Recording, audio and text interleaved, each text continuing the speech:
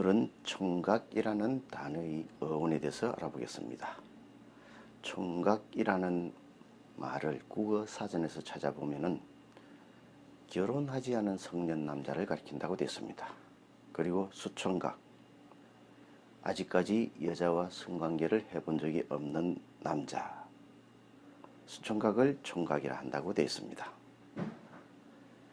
1920년에 나온 조선어 사전과 1957년에 나온 큰 사전에는 이 총각이라는 단어에 대해서 이렇게 설명을 해놨습니다. 관례를 치르지 아니하고 머리를 따서 느린 사내 아이, 머리를 따서 느린 사내 아이라는 것입니다. 실제로 구한 말에 찍은 사진들을 보면은 사내 아이들이 머리를 따서 뒤로 길게 늘어뜨리고 있습니다. 머리 모양을 가리키고 있는 것입니다. 국어 사전에서 이 총각이라는 단어, 우리말이 아니고 한자어죠. 이 총각이라는 말의 어원을 찾아보면은 총각하다라는 말에서 왔다고 되어 있습니다. 총각하다는 말이 있었고 거기서 유래했다는 것입니다. 올바른 유래가 아니지만 어쨌거나 총각하다는 말이 있었다는데 총각하다는 말은 뭐냐? 총각하다는 이렇게 설명을 해놨습니다. 관례를 치르지 않은 사내 아이가 머리를 양쪽으로 갈라 뿔 모양으로 묶는 것, 이것이 총각하다는 것입니다. 머리를 양쪽으로 갈라서 뿔 모양으로 묶는 것이 총각하다라면, 머리를 양쪽으로 갈라서 뿔 모양이라면 머리 위로 이렇게 상투처럼 틀어 올리는 것을 말합니다. 그것이 원래 총각하다였는데, 총각이라는 말은 머리를 뒤로 따서 늘어뜨렸으니까 머리 위로 틀어 올리느냐 따서 늘어뜨리느냐 차이가 있습니다. 말이 변한 것이죠. 머리 모양을 얘기하는 것은 맞는데 완전히 달라진 것입니다. 두시 은혜나 소학 은혜 등에도 총각이라는 말이 나옵니다.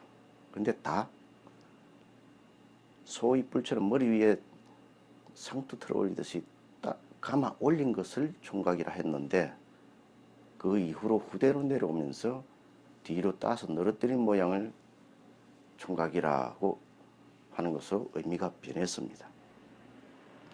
왜 그렇게 변했는지는 알 수가 없습니다. 몽골이나 만주족들의 풍습, 변발 있죠? 변발은 그 황비홍 머리가 대표적입니다. 황비홍 머리를 생각하시면 됩니다. 황비홍의 그 머리 변발처럼 몽골이나 만주족의 영향을 받아서 그렇게 변했는지도 모르겠습니다. 어쨌거나 총각이라는 말은 본래 머리를 뒤로 따 늘어뜨린 것이 아니라 머리 위로 상투처럼 틀어 올린 모양을 총각이라 했다는 것입니다.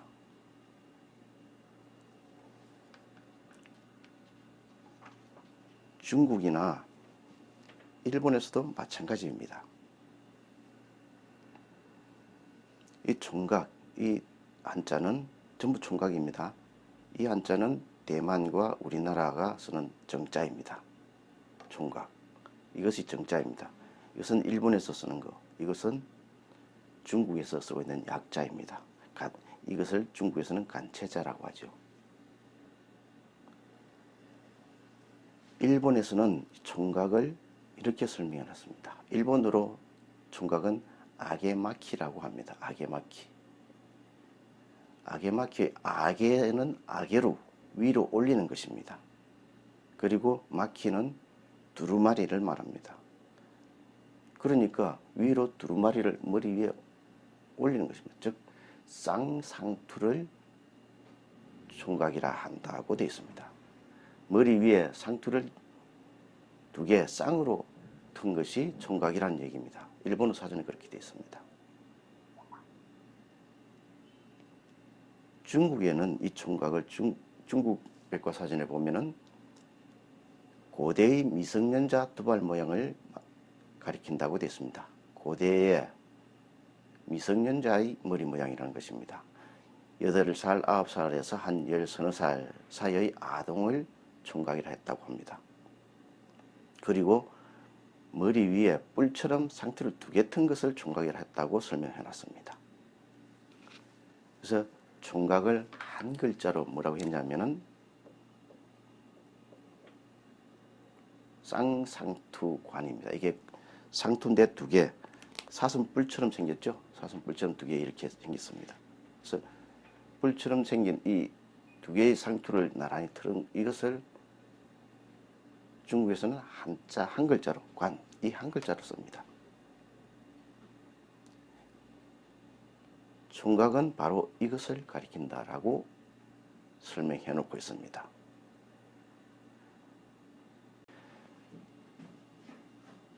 머리를 위로 틀어 올려서 감은 것을, 두루마리처럼 감은 것을 우리는 보통 뭐라고 합니까? 상투라고 합니다. 상투는 사실 이 중국 한자 개 혹은 결로 쓸 수 있는 말입니다.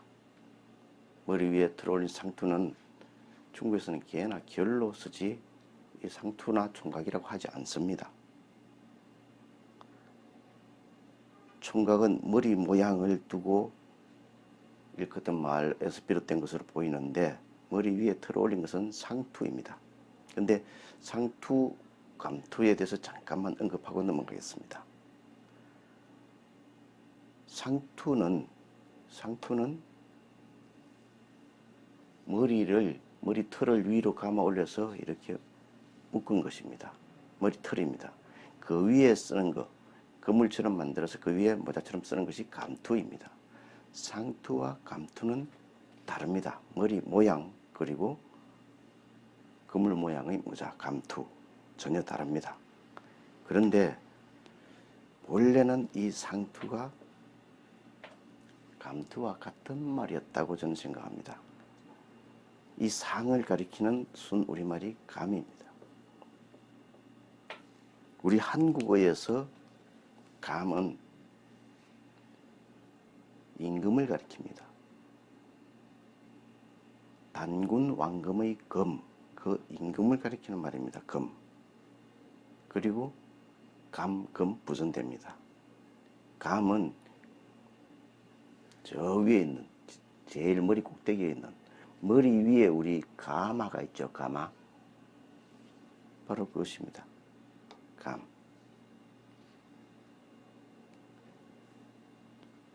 일본어에서는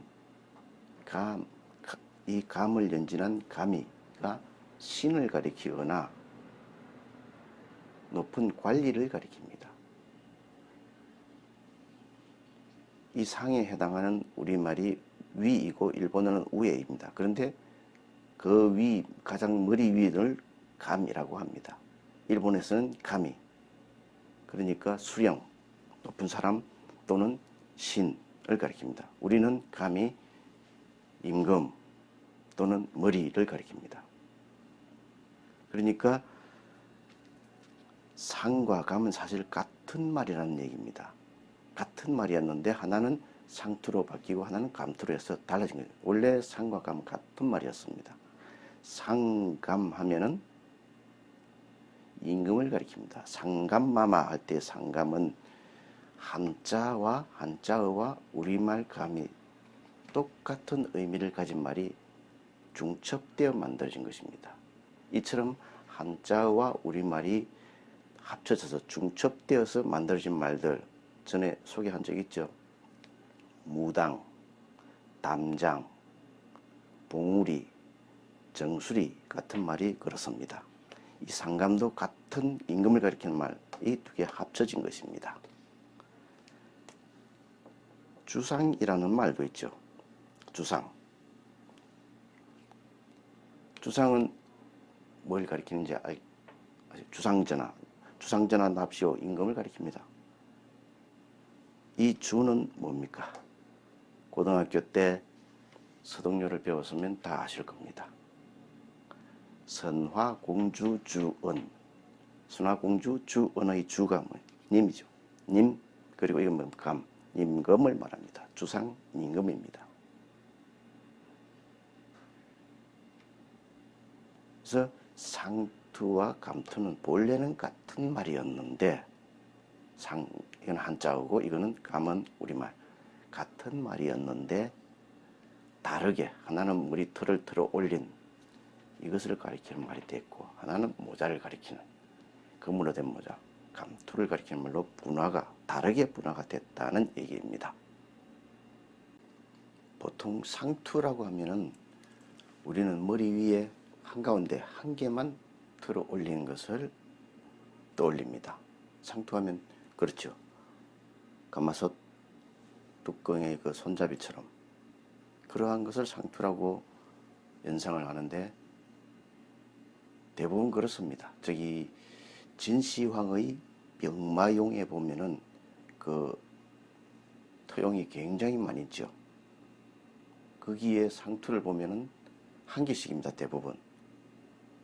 그런데 한가운데 아니고 한쪽으로 삐딱하게 좀 멋을 부린다고 그랬는지 그 당시 그게 유행인지는 모르지만은 머리 위에 머리 털이 늘어지니까 이렇게 감아서 단정하게 위로 털을 묶고 올렸습니다.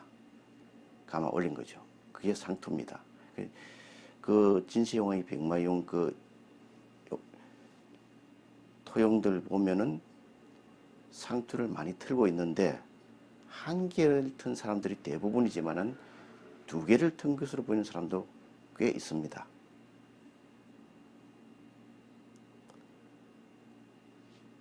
그것을 중국에서는 그 모양을 형여양각, 양의 뿔처럼 생긴 모양을 말하고, 그것을 고칭총각, 형여양각 고칭총각이라 해서 그렇게 뿔 두 개 있는 것을 총각이라 불렀다고 되어 있습니다.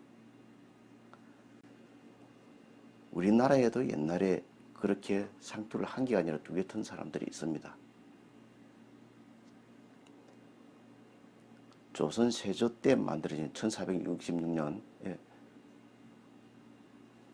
오대산 상원사에 지금도 보존되어 있는 목조 문수 동자상을 보면은 동자상 머리 위에 상투가 두 개입니다. 그리고 옛돌박물관에 있는 16, 18세기 사이 사대부 가문의 묘역에 굉장히 많이 있었다고 하는데, 어린아이 석상이 동자석입니다. 그걸 동자석이랍니다. 조선시대 사대부 가문의 묘역에 많이 쓴 석상이 동자석입니다. 그 동자석 역시 쌍상투입니다. 상투가 두 개 얹혀있습니다. 머리 위에 두 군데로 이렇게 틀어 올린 것입니다. 이렇게 상투 두 개를 튼 것을 중국 한자로 관이라고 쓴다 그랬죠. 관. 보통 중국 한자는 한 글자로 끝입니다. 일자 일어입니다. 두 글자로 잘 쓰지 않습니다. 관이라는 한 글자, 쌍상투 관 하나로 쓰면 끝입니다. 두 글자로 한다 하더라도 이렇게 쓰는 게 정상입니다. 아계라고 하거나 양각, 이각이라고 하는 게 보통입니다.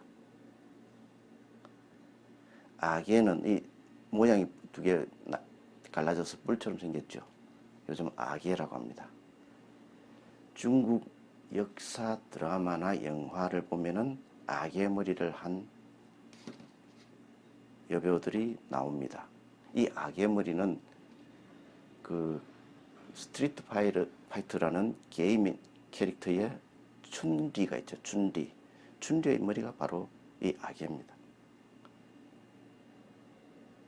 그 원형이 그러니까 총각이라는 것입니다. 두 개의 뿔 모양으로 머리 위에 틀어올린 그 총각입니다.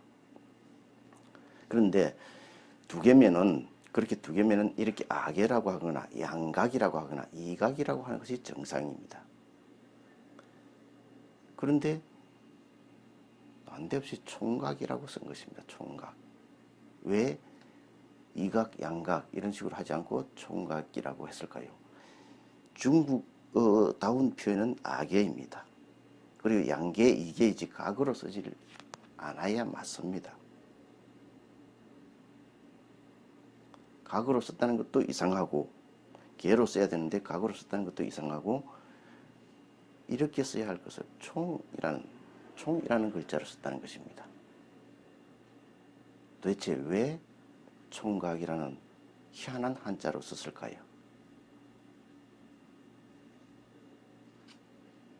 이 총각이 본래 하화족이 쓰던 단어가 아닌 가능성이 높다는 얘기입니다.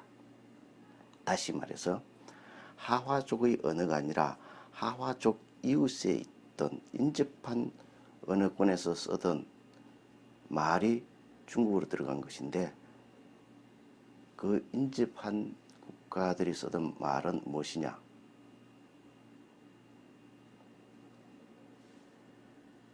다불이라는 자자 표기였다고 저는 생각합니다. 다불이라고 하는 말을 이렇게 자자해서 적었다고 했습니다. 이 총자는 총합, 합계를 말하죠. 모든 것을 다 합한 것입니다.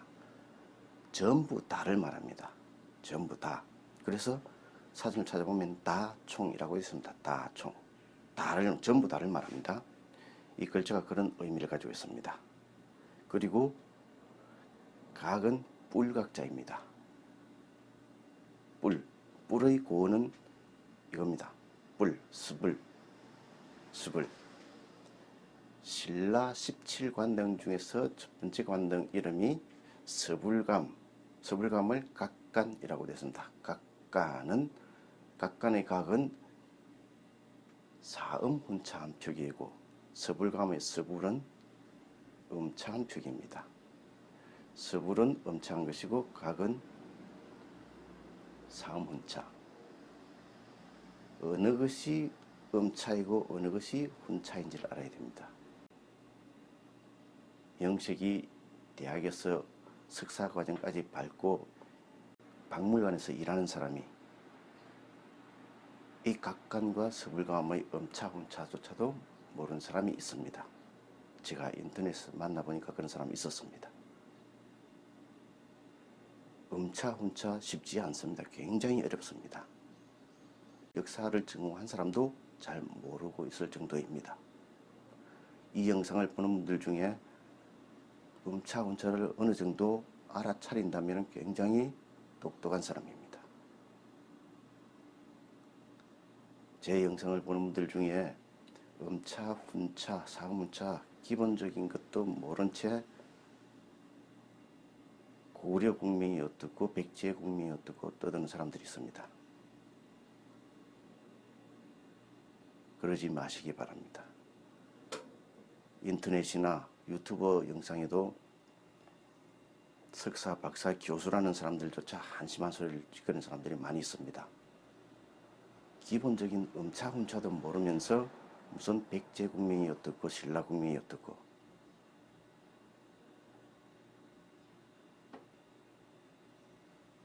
여러분들은 음차와 훈차, 사음훈차에 대해서 잘 알고 임하시기 바랍니다. 이 다불은 다총 그리고 뿔각 해서 둘 다 사음 훈차한 표기입니다. 그러면 다불은 무엇이냐? 다불이 무엇이냐? 한국어로 하나, 둘, 셋, 넷 할 때의 하나, 둘, 셋 할 때의 둘, 그것이 다불입니다. 하나, 둘, 셋 할 때의 둘은 조선시대 표기가 이렇습니다. 둘 혹은 두울로 되어 있습니다. 그런데 국어학자들은 이 둘을 가리키는 말이, 여기는 두울로 되어 있지만은 그 이전 표기가 대략, 이거는 숭영음 비읍입니다. 두 벌 정도였을 것이라고 추측하고 있습니다. 두 벌이었을 것이라고 보는 것입니다. 이것은 이것은 세종대왕이 훈민정음을 창제하고 난 다음에 이러한 표기가 나왔습니다. 그 이전인 고려, 신라, 그 이전 시대에는 이러한 표기가 없었습니다. 그러면은 둘을 뭐라고 했느냐? 둘 정도로 했을 것이다. 그것을 어떻게 아느냐? 알기가 어렵죠. 그런데 고려 시대에 중국의 손목이라는 사람이 쓴 계림유사라는 책에 고려 사람들은 이를 하둔이라고, 이를 도발이라고, 삼을 주우라 한다라고 이런 식으로 기록을 해놨습니다. 이것은 일월 하둔, 이월 도발입니다. 도발. 그리고 삼월 주라고 있는데 이것은 술, 숫 정도입니다. 술을 말합니다. 우리말 술입니다. 숫. 하둔, 도발, 숫. 하나, 둘, 셋. 오늘날은 하나, 둘, 셋인데. 그래서 이 글자가 도발이니까 도발, 둘 이렇게 비뇌 왔을 거라고 보는 것입니다. 다시 말해서 더블 이게 더블 둘을 가리키는 말이라는 것입니다. 더블은 영어의 더블과 같습니다. 이 더블과 똑같은 어원에서 비롯된 것입니다. 이렇게 이야기하면 와, 한국어와 영어가 같다고? 그럼 영어가 한국에서 나왔겠네? 이런 식으로 이야기하는 사람들이 있습니다. 단어 한두 개 보고 단어 한두 개 비슷하다고 해서 한국어는 타밀에서 왔다고 주장하는 사람도 있고 아랍에서 왔다고 주장하는 사람도 있고 몽골에서 왔다고 주장하는 사람도 있습니다. 정말 한심한 노릇입니다. 어떤 사람은 저 북아메리카, 남아메리카 이쪽 인디언들의 말이 한국어와 비슷하다 주장하면서 단어 몇 개 가지고 그렇게 주장하면서 아메리카 인디언은 한국인의 후손이다. 이런 식으로까지 주장하는 사람들이 있습니다. 물론 그렇게 주장할 만한 근거 전혀 없는 것은 아닙니다. 그러나 단어 한두 개 가지고 이 언어가 여기서 왔다 저기서 왔다 그런 식으로 주장하는 것은 저는 전혀 찬동하지 않습니다. 제 영상을 보고 혹여나 그런 주장을 하는 사람이 나타나지 않기를 바랍니다. 저는 그런 빗나간 애국심을 배격합니다.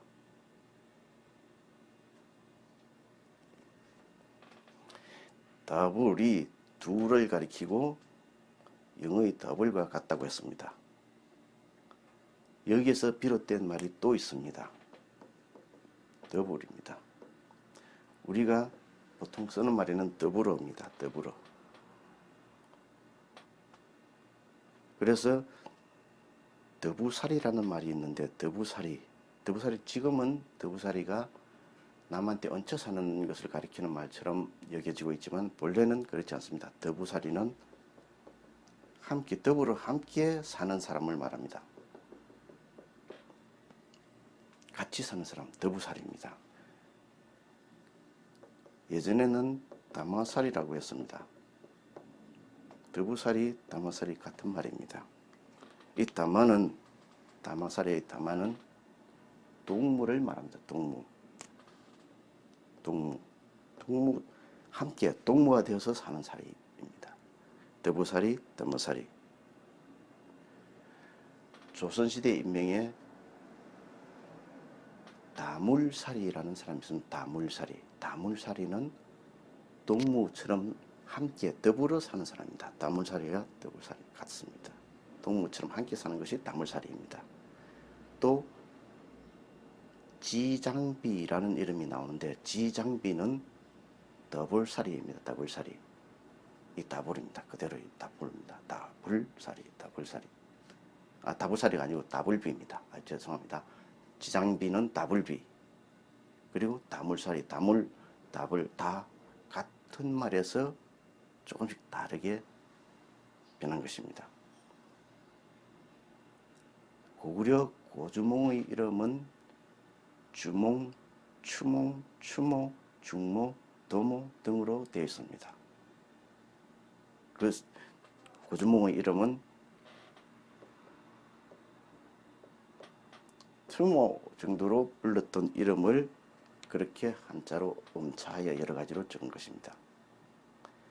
이 두목은 몽골에서 용사를 가리키는 트물과 사실 같은 말에서 비롯된 것입니다. 몽골어 트물도 여기서 비롯된 것입니다. 원래는 더불어 함께 사는 사람을 의미하는 말, 주모에서 일본 여성들의 이름에 많이 쓰이는 토모 있죠. 토모코라는 이름은 토모, 함께 더불어 함께 사는 사람을 말합니다. 동무라는 뜻입니다. 일본어 토모코의 토모와 한국어 동무는 같은 어원에서 비롯된 것입니다. 고주몽의 이름 주모, 주몽, 추몽, 추모, 중모, 도모가 이러한 의미를 가지고 있는 것입니다. 일본어에서는 토모인데 한국어에서는 이응받침이 덧붙여서 동무가 되었습니다. 동무.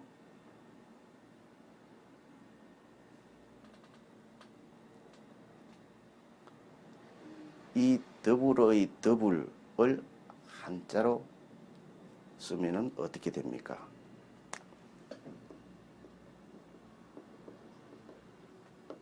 여입니다. 여가 더불어입니다. 이 여는 더블 여자입니다. 두보의 시를 번역한 두시은혜 중에서 봄날에 200을 추억한다라는 춘일억 200이라는 시에 보면은 제일 마지막 이 구절이 이렇게 되어 있습니다. 중여세론문. 이것을 우리말로 번역했는데 뭐라고 했느냐? 다시 다마타야 자세히 글을 의논하려뇨. 이 글은 글을 의논하려는 겁니다. 글을. 다시 다마타야 다시 더불어입니다. 더불 여자인데 다마타야라고 했습니다. 이 자세하게 논한다. 문장을 다시 다마타야 자세히 문장을 논한다. 인데 다시 다마타야 이것은 더불어입니다. 그런데 다마타야라고 했습니다. 다마타야는 동무하여의 말입니다. 더불어 동무하여. 그래서 다마 더우살이 같은 말이라는 얘기입니다.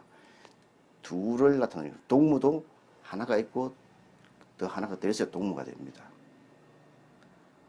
같은 둘을 나타내는 말에서 이렇게 여러 가지로 분화가 되어 나온 것입니다. 우리 한국어에는 더벅머리, 떡건머리, 덮을머리 같은 말이 있습니다. 이 말들은 모두 총각이라는 말 앞에 많이 붙였습니다. 총각, 더벅머리 총각, 떡건머리 총각, 덮을머리 총각. 왜 이런 말들을 총각 앞에 굳이 붙였었느냐? 바로 이것이 총각을 가리키는 말이기 때문입니다. 총각은 한자로 된 것이고 이것은 우리말입니다. 물론 국어 사전에는 이 더벅머리, 떡건머리, 덮을머리에 대해서 설명을 조금씩 달리 해놓고 있습니다. 더벅머리는 더부룩한 머리 들어간 사람이고 떡건머리는 전라북도 방언인데 총각이나 처녀가 머리를 따 노린 것 또는 그런 머리를 한 사람이라고 되어 있습니다. 덮을머리는 덮을 날리는 더부룩한 머리털, 덮을머리, 다팔머리, 머리털을 가진 사람이라고 되어 있습니다. 사실은 이 셋 모두 같은 말입니다. 음이 조금씩 달라져 가지고 이렇게 됐지만 사실은 같은 말입니다. 이 중에서 더벅머리를 보면은 더벅머리를 국어사전에서는 더부룩한 머리털을 가진 사람을 해놓고 한자로 쓰면은 수자라고 한다고 되어 있습니다. 한자로 수자라는 것입니다. 이 숫자는 세울 숫자입니다. 세울수. 즉 머리를 상투를 틀어서 위로 감아 올려 묶은 것입니다. 그것이 세운 것입니다. 그래서 세울수 숫자를 쓴 것입니다. 더벅머리와는 전혀 안 어울리는 것 같지만 이 더벅머리는 그러니까 상투를 위로 세운 수자인 것입니다. 그냥 머리털이 더부룩하다고 지금은 그렇게 되어 있지만 원래는 그렇지 않았던 것입니다. 이 셋 중에서 가장 원형에 가까운 것은 덮을머리입니다. 덮을머리가 총각을 가리키는 말입니다. 덮을머리, 더블머리, 더블머리 같은 말입니다. 이것은 좀 더 음이 많이 변한 것이고 더블머리. 더블머리는 영어 더블과 같습니다. 영어 더블. 더블, 더블, 더블. 이것을 총각이라고 쓴 것입니다. 그러니까 이 총각은 원래 하와족이 쓰던 한자어가 아닙니다. 하와족들이 쓰던 한자어라면은 이렇게 써야 가장 올바릅니다. 두 개 이상 틀하면 이 한 글자로 족합니다. 다르게 쓴다 하더라도 악의 또는 양각, 이각, 각자보다는 개가 맞죠. 이렇게 해야 될 것인데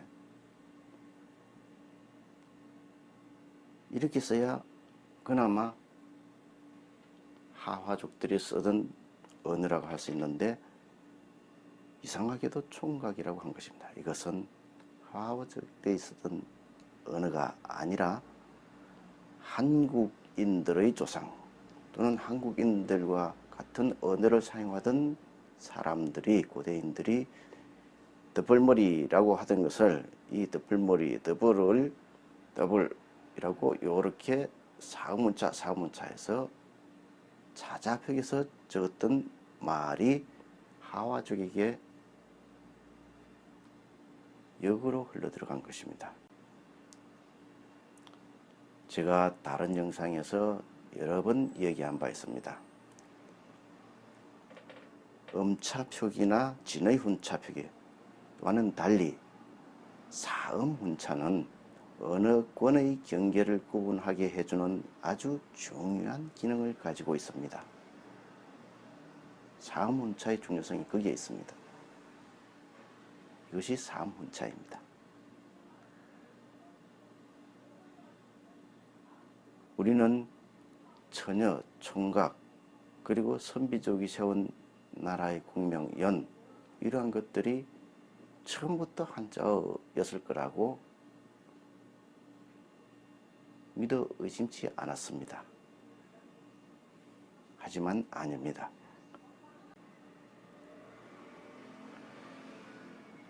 이 영상을 시청하는 분들 중에는 고대어를 연구하는 분들도 계실 것이고 고대 역사를 연구하는 분들도 계실 것입니다.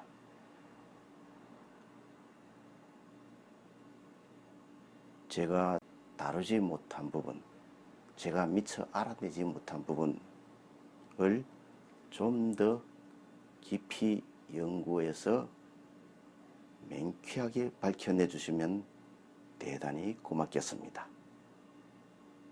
제가 영상 시청하는 분들께 드리고 싶은 부탁의 말씀이기도 합니다. 오늘은 여기까지 하겠습니다. 시청해 주셔서 대단히 감사합니다.